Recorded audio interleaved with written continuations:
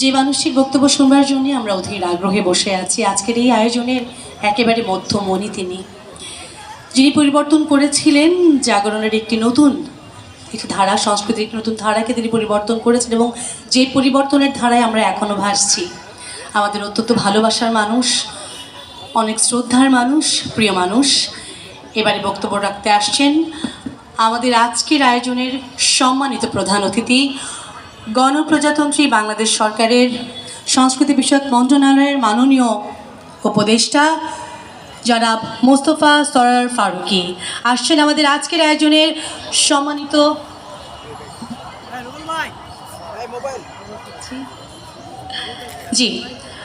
আমাদের আজকের আয়োজনের সম্মানিত প্রধান অতিথি জনাব মোস্তফা সরয়ার ফারুকী। সম্মানিত উপদেষ্টাকে বিনীতভাবে অনুরোধ করছি ডায়াসে এসে তার বক্তব্য প্রদানের জন্য।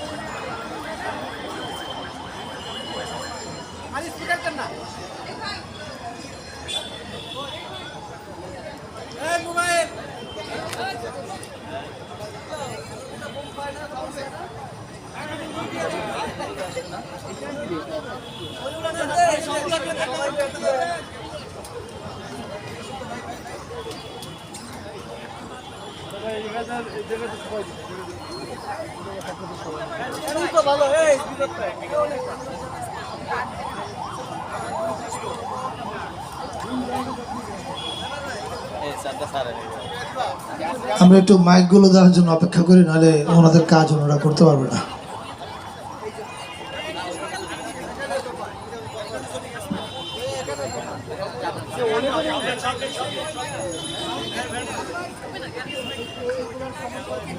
ওকে, গান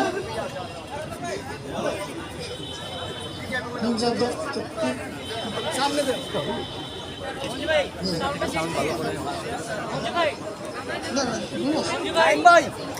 নাইন ভাই ওম সামনে দিছি দেখেন। আবার আসে ভাই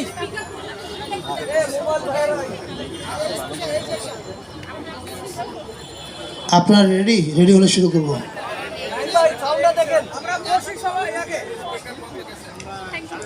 আর চলে আসেন আপনি।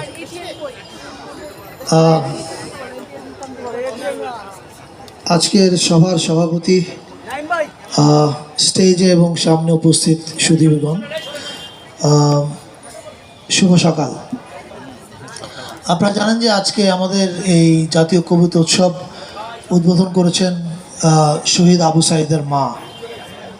এই উদ্বোধক নির্বাচনটাই বলে দেয় যে আমরা কোন বাংলাদেশে আছি এবং কোন পথে হাঁটছি। শহীদ আবু সাঈদের মাকে এখানে উদ্বোধক হিসেবে আনার জন্য আমি জাতীয় কবিতা পরিষদকে আমার মন থেকে ধন্যবাদ জানাই এবং কৃতজ্ঞতা জানাই। প্রথমে আমি জুলাই নিয়ে কয়েকটা কথা বলতে চাই। আজকে যে আপনারা সবাই জানেন যে আমার কাজ ছবি বানানো, আমি বাই চান্স উপদেষ্টা, I think by accident I would say. আমার উপদেষ্টা হওয়ার কোনো কথা এবং ইচ্ছা কিছুই ছিল না, যে কোনো চাপে পড়ে আমাকে নিতে হয়েছে। কিন্তু আমরা যে আজকে এখানে কাজ করছি বা কাজ করতে পারছি বা দেশের মানুষের জন্য কিছু করার সুযোগ পেয়েছি, এই সুযোগটা আমাদের সামনে এনে দিয়েছে জুলাইয়ের শহীদরা। এবং এর আগে গত 16-17 বছর যারা গণতান্ত্রিক আন্দোলনে অংশ নিয়েছে, প্রাণ হারিয়েছে, কেউ অনেকে গুম হয়েছে, তারা প্রত্যেকেই, এবং আমি তাদের সবাইকে শ্রদ্ধার সাথে স্মরণ করতে চাই। এবারের আন্দোলনের আপনারা যদি একটা গুণগত বা একটা চরিত্রের পরিবর্তন যদি দেখি, আমরা কয়েকটা পরিবর্তন। প্রথম পরিবর্তন হচ্ছে নারীদের অংশগ্রহণ। আমার মনে পড়ে না এর আগে নারীরা ফ্রন্ট লাইনে এত অংশগ্রহণ করেছে আমি দেখিনি। এটা একটা সিগনিফিক্যান্ট পরিবর্তন আমাদের আমাদের দেশের গণতান্ত্রিক আন্দোলনের ইতিহাসে। আরেকটা পরিবর্তন হচ্ছে গ্রাফিতি। আন্দোলনে যে গ্রাফিতি একটা টুল হয়ে উঠতে পারে, এটা আমরা এর আগে দেখিনি। এই যে আমাদের নতুন বাংলাদেশের নতুন সৃজনশীলতা নতুন আন্দোলনে যুক্ত হয়েছে, এটাও আমাদেরকে নতুন বাংলাদেশের দিকে এগিয়ে দিয়েছে বলে আমার ধারণা। পাশাপাশি আমি স্টালিন ভাই একটু উল্লেখ করেছেন যে কবির কথা। আপনি দেখবেন যে এবারের আন্দোলনে কবি নজরুল নতুনভাবে আবিষ্কৃত হয়েছে। নজরুলের কবিতা বিভিন্ন জায়গায় দেয়ালে লেখা হয়েছে, স্লোগানে এসছে, গানে এসছে। এমনকি মানে এখনকার সময়ের কবিদের মধ্যেও কবিতা, আমি যেমন হাসান রোবায়েদের কবিতা বলতে পারি।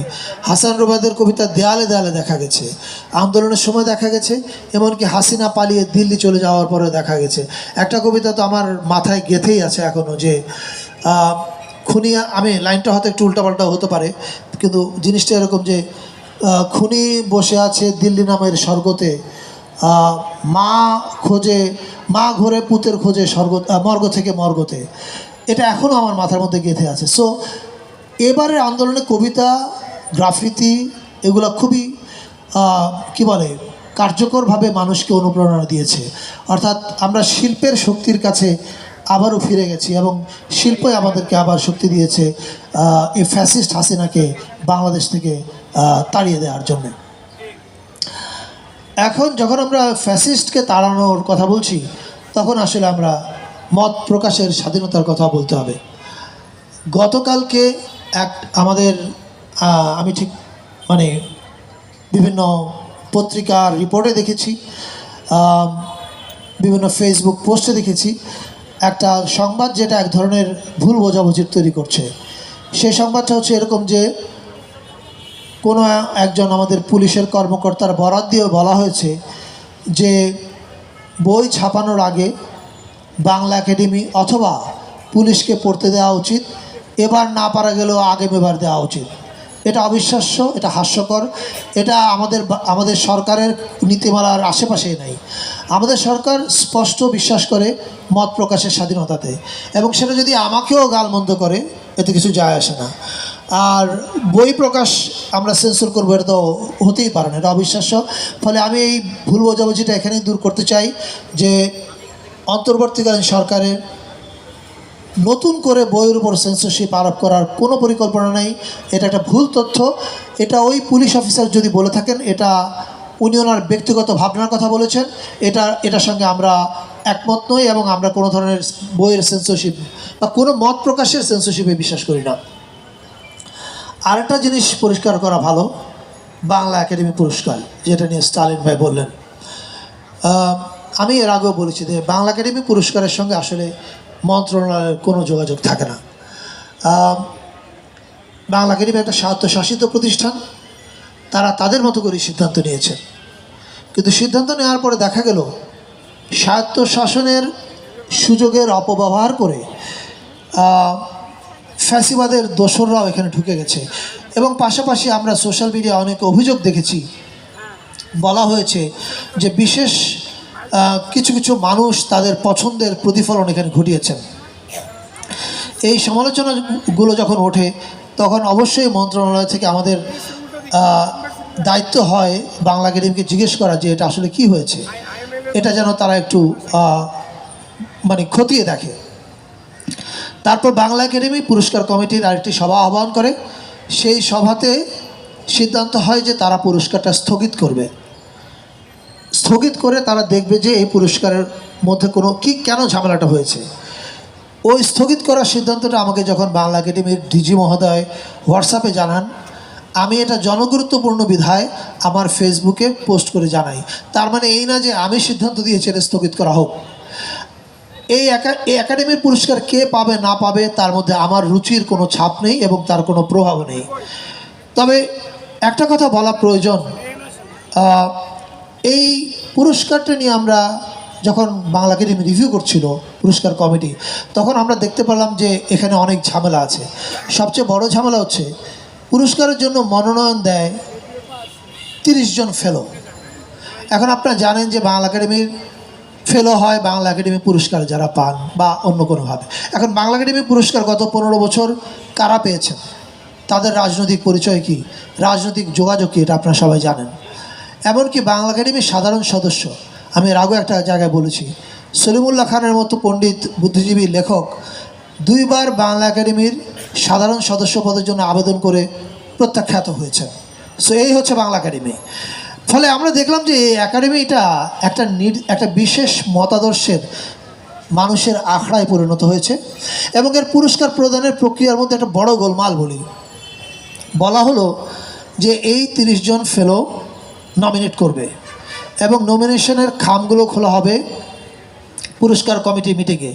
যদি আমি উড়িয়ে দিতে পারি না যে এই অনুমানগুলো আমরা সোশ্যাল মিডিয়ায় দেখছি যে এই নমিনেশনের মধ্যে এই দুর্নীতিটা হয়েছে, অর্থাৎ ফেলোদের মধ্যেই কেউ কেউ হয়তো ঠিক প্রভাবিত করেছে কাউকে যে কাকে কাকে কার নাম মনোনয়ন করবে, ম্যানিপুলেটেড হয়েছে, এটা অভিযোগ হয়েছে। আমি এটাকে উড়িয়ে দিতে পারছি না, এটা আরও তদন্ত করলে জানা যাবে।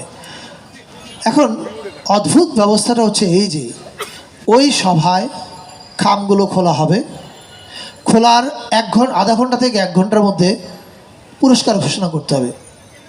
এখন দেখেন, পুরস্কার কমিটিতে 7-8 জন লোক থাকে, তাদের সব লেখকের সব বই নাও পড়া থাকতে পারে।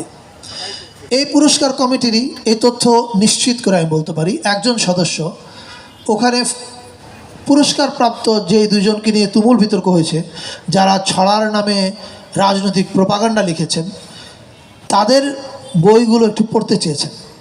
বলেছেন, দেখেন আমরা তো ওনাদের লেখা পড়িনি, বইটা কি আমার একটা বই দেওয়া যায়, আমি একটু পড়ে দেখতে চাই।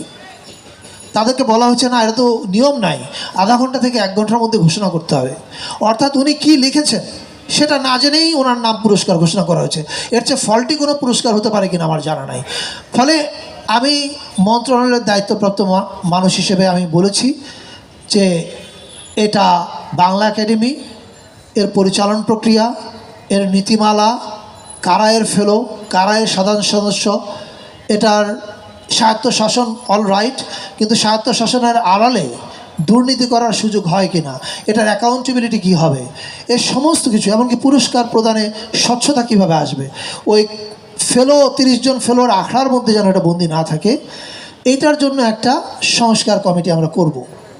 এবং সেখানে বাংলাদেশের নানান মত পথের কোনো একটা নির্দিষ্ট কোটারই না, সব বুদ্ধিজীবী লেখক গবেষকদের অংশগ্রহণে আমরা একটা ইনক্লুসিভ সংস্কার কমিটি করব। সেই সংস্কার কমিটি আমরা বিশ্বাস করতে চাই আমাদের সরকার যতদিন দায়িত্বে আছে তার মধ্যেই রিপোর্টটা দিবে এবং তার আলোকে আমরা বাংলা একাডেমিকে ঢেলে সাজাতে পারবো, যাতে বাংলা একাডেমি একটা চলমান প্রতিষ্ঠানে পরিণত হয়। এটা একটা স্থবির প্রতিষ্ঠান হয়ে আছে এখন, এটা আমাদের জন্য আনন্দের না, এটা আমাদের জাতির মননের প্রতীক হওয়ার কথা ছিল। কিন্তু আপনি খেয়াল করে দেখবেন আমাদের তরুণ চিন্তা যারা করে তাদের কারোর সঙ্গে বাংলা একাডেমির যোগাযোগ নাই। আমি নাম ধরেই বলতে পারি, প্রাপ্ত রায়, সুমন রহমান, মাহবুব মোর্শেদ, রিফাত হাসান, আরও এমনকি বাংলা একাডেমির ডিজি মোহাম্মদ আজম, এরা কেউই বাংলা একাডেমির সাধারণ সদস্য না। তার মানে বুঝতে পারেন যে এই একাডেমির সঙ্গে নতুন চিন্তার কোনো যোগাযোগ ঘটবার কোনো ব্যবস্থা রাখা হয়নি। এই জিনিসগুলো আমি বিশ্বাস করি সংস্কার কমিটি দূর করবে। ফলে আমি আশ্বস্ত করতে চাই যে এটা আমরা খুব সিরিয়াসলি নিয়েছি এবং এটার সংস্কার হবে। এবার আমি শেষ করতে চাই কবিতা নিয়ে কয়টা কথা বলে। আমি একজন ব্যর্থ কবি এই অর্থে যে আমি গোপনে কবিতা লিখেছি, কিন্তু কোনোদিন ছাপবার সাহস করিনি। পরে ইদানিং বোধহয় 1-2টা কেউ জোর করে চেয়ে নিয়ে ছেপেছে, কিন্তু কবিতা ছাপতে অনেক সাহস লাগে। আমার নিজেকে খুব লাজুক মানুষ মনে হয়, কিন্তু আপনি ভাবতে পারেন যে লাজুক মানুষ মঞ্চে এত লোকের সামনে কীভাবে কথা বলছে, এটা হচ্ছে ভাগ্যের ফের। কবি যখন লিখে,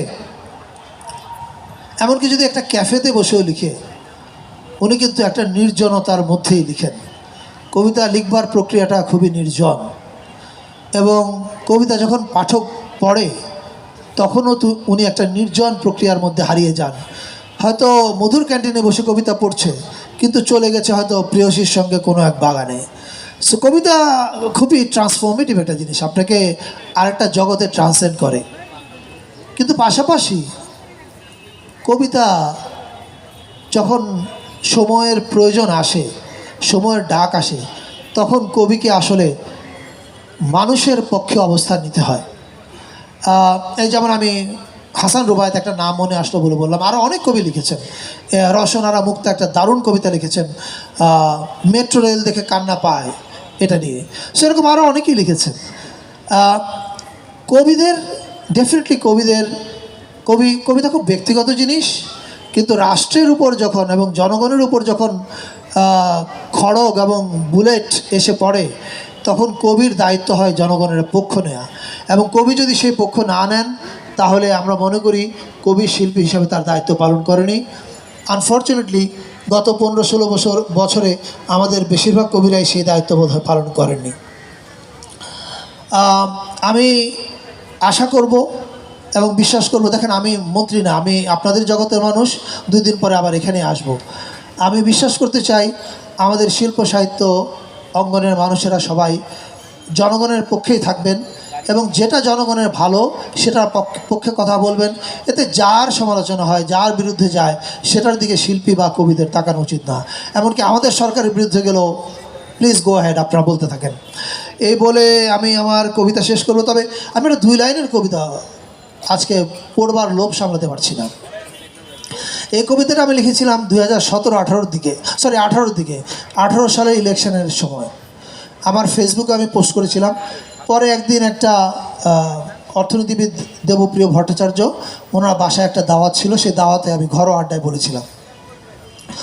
এরপরে আমি আমার 840 নামে একটা সিরিজ বেরোয়েছে, ফিল্ম, এখন সিরিজ হিসাবে বেরোবে, ওখানে ওই কবিতাটা ব্যবহার করেছি। কবিতাটা 2 লাইনের। কবিতার নাম হচ্ছে গদি। 2018 ইলেকশনে এসে আমি বুঝলাম যে গদি আঁকড়ে থাকলে এমন অবস্থা হয় যে, আচ্ছা আমি শানে নজরুলটা আগে না বলি, আগে কবিতাটা বলি। কবিতাটা হচ্ছে সহিস ঘোড়ায়, কবিতার নাম গদি, আর কবিতা হচ্ছে সহিস ঘোড়ায় চড়া শেখালে যদি, নামা কেন শেখালে না। গত ফ্যাসিস্ট সরকারকে দেখে আমার মনে হয়েছে ওরা ওদের নামার রাস্তা সব এমনভাবে বন্ধ করেছে, আর খুঁজে পাচ্ছে না কোন দিক দিয়ে নামবে। And that is a problem. আপনি যখন